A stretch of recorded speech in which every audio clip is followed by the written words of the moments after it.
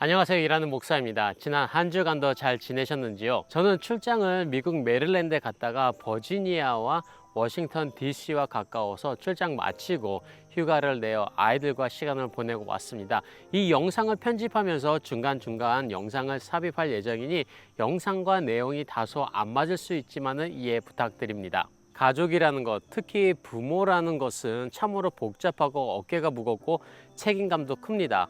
아마도 제대로 생각하는 부모라면 내가 먹기보다는 아이들 먹이고 아이들에게 좋은 것을 해주고 싶은 마음일 것입니다. 요즘 많은 가정이 깨지는 것을 보며 안타깝고 과연 옛날에도 이랬을까 싶을 정도로 시대가 많이 변한 것을 느끼고 있습니다. 저만 그런 걸까요? 가족의 중요성을 사역을 하면서 더 깨닫게 되었는데요. 사역도 중요하지만 가족을 지키지 못하는 사역자가 과연 어떤 의미가 있을까라는 생각이 들었습니다. 이런 계기로 저도 가족을 생각하는 마음이 많이 변했어요. 심리학 전문가는 아니지만 조금이나마 도움이 되었으면 하는 마음에 몇 가지 나눠보려고 합니다. 제가 생각하는 중요한 세 가지는 다음과 같습니다. 첫 번째로 기대보다는 사랑을 주자. 두 번째로 아이들에게도 말을 조심히 하자. 세 번째로 기회를 주자입니다. 부모라면 아이들에게 기대를 하는 것이 당연합니다. 그래서 성적이 안 좋으면 아이들에게 뭐라고 하게 되죠. 실패하거나 다른 일을 잘못했을 때 괜찮아가 아니라 왜 그랬어가 먼저 나옵니다. 저도 처음에는 그랬습니다. 그런데 어느 날 아이가 기가 죽어 있는 것을 보았어요. 성적이 안 좋으면 벌써 눈치를 보기 시작한 걸 보면서 제가 좀 깨달았습니다. 그래서 성적이 안 좋으면 다음에 잘해, 열심히 했어 라는 말로 그냥 끝내고 다른 부분은 그 아이를 있는 그대로 사랑해 줘야 되겠다고 느꼈어요. 집에서 기를 못 피우면 밖에서도 마찬가지더라고요.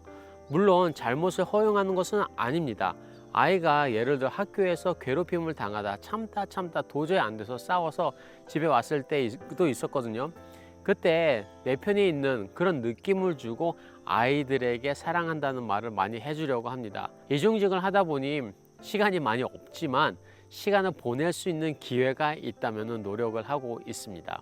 이 사랑이란 부분이 제일 중요하지 않을까 생각을 하는데요.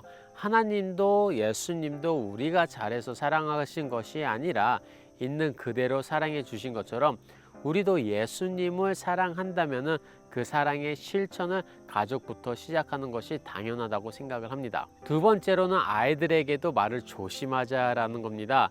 이 부분은 두 가지로 나누고 싶어요. 첫째, 목회자는 교회에서 일어나는 일을 아이들 앞에서 절대로 이야기하면 안 됩니다. 어떤 목사님은 모임에 가면 집사님, 장로님, 교회 욕을 하는데 집에서도 그렇게 하시겠죠, 물론. 만약 아이들 앞에서 다른 사람을 욕한다면 아이들도 그 사상을 배우게 되는데요. 그리고 그 사람을 보면 벌써 안 좋은 시선으로 바라보게 됩니다. 가족에게 이야기하는 말투도 나중에 아이들이 그대로 따라하는 것을 느낄 수가 있습니다.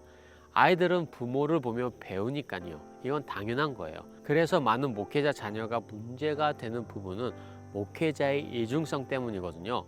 밖에서의 행동과 집안에서의 행동이 너무 다르니 본인도 그렇게 되는 거죠. 즉 아이들 앞에서도 말을 조심하고 아이들에게 하는 말 또한 조심해야 한다는 것을 깨달았습니다. 세 번째로는 기회를 주자는 겁니다. 아이들이 허용되는 그 선 안에서 하고 싶다고 하면 할 수 있는 기회를 주자는 거예요. 이것은 단순히 돈을 들여서 시키는 것이 아니라 아이들이 하고 싶은 이야기가 있을 때 할 수 있도록 해주는 것도 기회를 주는 것이에요. 많은 한국 부모님들은 네가 뭘 알아, 내가 시키는 대로 해, 내가 알려주는 길이 제일 빠른 길이야 라고 하시는 분들이 아직도 많으실 거예요. 그런데 정말로 그럴까요? 그 길이 제일 빠른 길일까요? 아이들이 정말 모를까요? 이 채널을 보시는 분들은 대부분 그런 환경에서 자라셨을 겁니다. 저도 그랬고요. 그런데 그것이 오히려 아이들의 길을 막을 수 있지 않을까 합니다. 저희 자녀는요, 우리의 것이 아니라 하나님의 것이라는 것을 잘 기억해야 할 것 같습니다. 부모는 길을 잘 잡아주는 역할을 하는 것이지 이 아이의 삶을 주관하시는 분은 하나님이라고 생각하거든요. 우리가 생각하는 이상으로 하나님께서는 저희 자녀들을 사랑하시고 그 길을 책임져 주실 것입니다. 늦을 것 같지만요, 하나님께서는 그 길을 제일 빠른 길로 만드실 수 있는 분이거든요. 그래서 저는 아이들의 의견도 존중하려고 합니다. 그 이야기를 들을 때 속에서는 불이 나는 경우가 정말로 많이 있어요. 하지만 부모라고 해서 아이들의 발언권까지 없애는 것은 아니라 그럼 넌 어떻게 생각을 하니?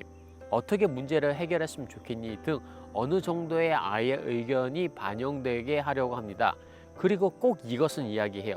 너의 의견대로 아빠도 들어줬으니 그 결과에 대한 책임은 너에게도 있다고 꼭 이야기를 해줍니다. 조금 느릴 수는 있지만요. 나중에 아이가 깨달았을 때 그것이 부스터가 되어서 더 빨리 나갈 수 있도록 해줄 때도 많이 봤거든요.